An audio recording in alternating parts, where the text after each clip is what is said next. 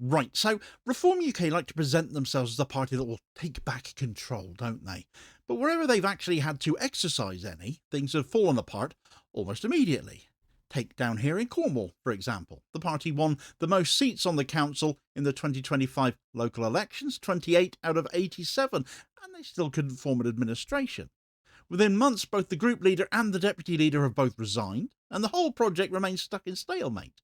In Kent, a leaked internal meeting recorded the group leader telling councillors to suck it up, which was followed by suspensions and a visibly fractured grouping. And now in Caerphilly, where Reform were believed to be the odds-on favourites, Plaid Cymru ended up winning decisively to block them from getting their second Senedd seat. So the only place where Reform UK are unstoppable appears to be in the headlines and in media appearances. Everywhere responsibility appears, they collapse.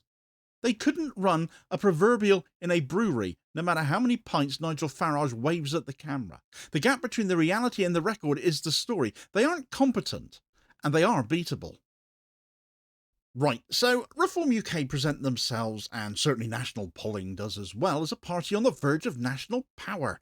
They point to rising support in opinion polling, the dissatisfaction with the Conservative Party, the collapse of trust in Labour under its current direction, which is basically copying them and providing Farage with free advertising to vote for him instead, and a belief that the political establishment no longer reflects the interests of large parts of the British population.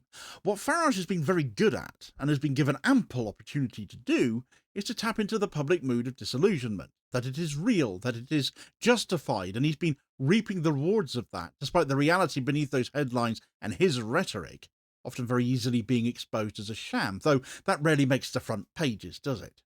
Reform position themselves as the expression of that disillusionment, when they offer nothing but more of the same, pretending to be anti-establishment when nothing could be further from the truth, and they're likely far worse in fact. This has created a narrative where their ascent is inevitable, or at least natural, as though it follows directly from the political conditions of the present moment. But electoral polling does not measure governing capacity. It only measures sentiment, supposedly. Many would argue it influences opinion rather than reflects it, and that's a fair argument to make when you consider who might be paying for a given poll, and the pollster wanting repeat business might be inclined to deliver a desirable outcome for them. So when a party claims readiness to govern, the only reliable test is what happens when responsibility is actually placed in their hands. And local government provides that test. Councils do not deal in slogans, they deal in budgets, in service delivery, in regulatory compliance, in contract oversight, in public accountability, and negotiation between different social needs. A party that's ready to govern nationally should easily be able to demonstrate competence in the place where governance is most direct. If a party cannot run a council group without breakdown, it surely cannot run a government after all. There's nothing ideological about that statement, is there? It applies equally to every politician of every single party. It's obvious, isn't it? Common sense. So let's take a couple of case studies in which case. Reform UK's performance in Cornwall Council and Kent County Council provide clear documentary evidence of a party that can win votes, certainly, but cannot maintain stable governance once power is acquired. And this exposes a contradiction at the centre of their national claims. They argue that they are the party capable of restoring control, stability and direction to the country. And yet when placed in positions where stability and direction must be exercised, the party has failed to maintain any semblance of organisational coherence. In the Cornwall Council election back in May of this year, Reform UK became the largest party on the council. They won 28 out of the 87 seats. This was a significant result. It marked a major change in the political composition of the council, which was formerly Conservative-led. However, being the largest party did not lead to forming the administration. They came nowhere near a majority. Cornwall Council remained under no overall control, which is typical for Cornwall Council, in fact. A governing arrangement was instead formed by the Liberal Democrat and independent councillors to form the administration because nobody would form one with Reform. The Tories and Labour were unable to, even if they wanted to. The Tories went from 43 seats down to just 7, and Labour from an already miserable 5 seats to just 4. The largest party in seat count did not govern.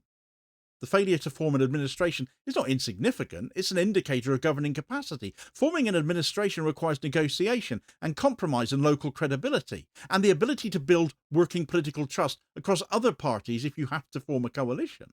Reform UK were unable to accomplish that.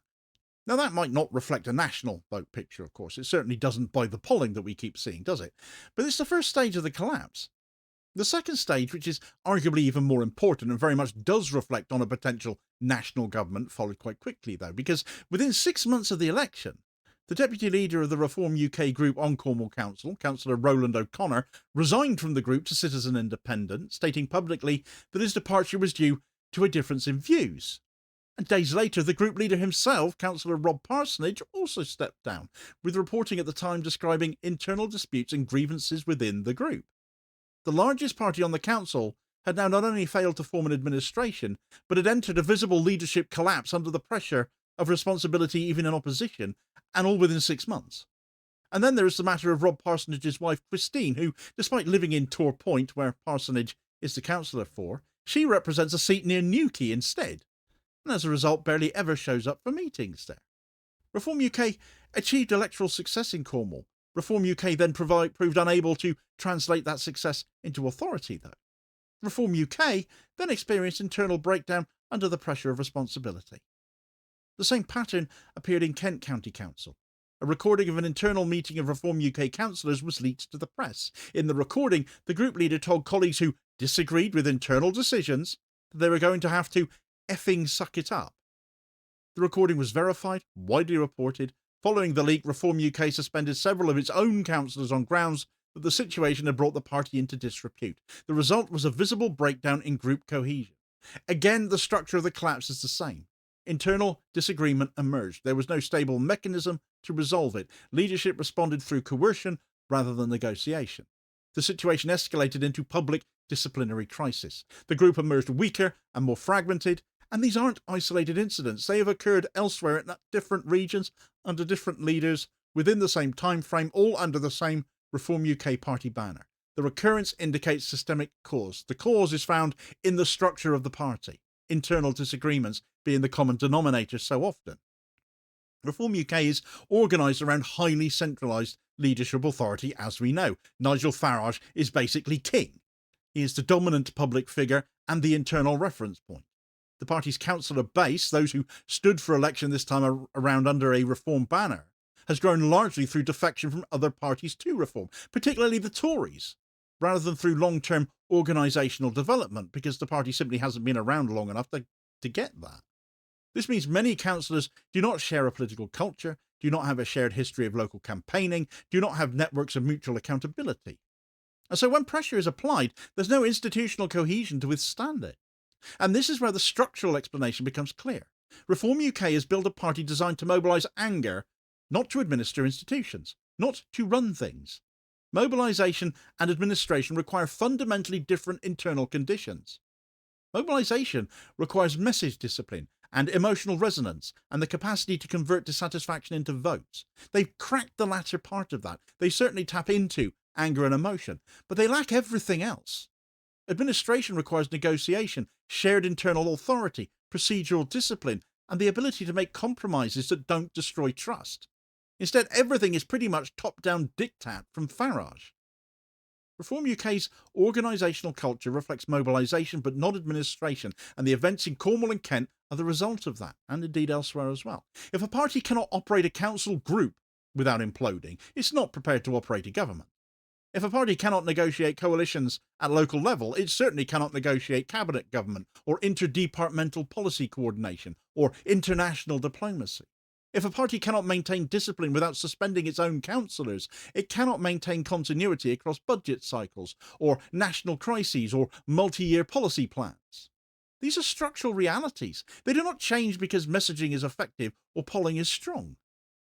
So this leads to the national stakes, therefore. If a party cannot govern a unitary authority, it cannot govern the United Kingdom. Local office is a smaller version of national office, not a lower form of it. So it requires the same skills: administration, negotiation, coalition management, accountability. Reform UK has shown that it does not possess these skills. And yet the narrative of inevitability persists because of the polling. Polling shows that Reform UK have gained significant support among voters who previously supported other parties. But polling does not measure trust. Polling does not measure governing readiness. Polling does not ask whether a party can run social care budgets or housing allocation systems or procurement frameworks. Polling basically only measures discontent. And this is where the Caerphilly by-election from last night demonstrates something essential. Reform UK entered the contest as a party perceived to be gaining momentum. Plaid Cymru, however, won it decisively. Plaid did not mimic Reform UK. They did not adopt the language of resentment or collapse. They ran a campaign based on a local representation, community-rooted governance, and continuity of presence. Reform UK lost because voters were given a credible, accountable alternative, a local alternative, that offered them hope and change after 26 years of Labour representation in the Senedd, and the first time Labour has lost there in 115 years. It's notable that the Labour Party were basically born in the Welsh Valleys, and it might well have just died there as well. This shows that Reform UK is not inevitable, though, as well. Reform UK is avoidance made political. Where alternatives do exist, Reform can and does lose. Where alternatives do not exist, that's where Reform gains ground. And this is why Labour, under its current leadership, has struggled to dislodge Reform UK and has, if anything, enabled them all the more. Labour has repeatedly mirrored Reform UK's rhetorical frames rather than providing a clear, different rationale for governance. When Labour imitates Reform UK, the electorate concludes that Reform UK sets the political direction. A party that follows does not reclaim trust. It acknowledges that it's already lost. Starmer has been campaigning like a loser. In contrast, Plaid Cymru and the Green Party under Zach Polanski have offered different political foundations. They do not attempt to outdo Reform UK on confrontation. They articulate stable commitments to community representation, democratic accountability and material improvement. They do not define themselves in relation to Reform UK. They define themselves in relation to the people they represent. And this is how Reform UK gets beaten. The protagonists in this political landscape are therefore not the parties that chase Reform UK's message. The protagonists are the movements committed to rebuilding local democratic practice, public service capacity and community voice. These are the forces capable of displacing protest politics with responsible governance. The final question is the most important one, though. Recognition of the pattern exists today. Reform UK have already collapsed under governing pressure in Cornwall when they couldn't even form the administration at that. They have already fractured under leadership strain in Kent. They have already been defeated by a stable alternative in Caerphilly. The evidence is public. The question is whether this evidence is recognised before or after national responsibility ends up being handed to them, as polling indicates we're heading for in 2029. If it's recognised now, Reform UK's rise will be understood as a symptom of political abandonment, and it can be reversed. It can be stunted by restoring real representation. If it's recognised too late, the lesson will be learned only at the level of national government, where the consequences will be immeasurably more severe. The outcome depends on whether the electorate are offered real alternatives, and whether those alternatives are allowed to speak not in the language of protest or imitation, but in the language of governance, responsibility and repair.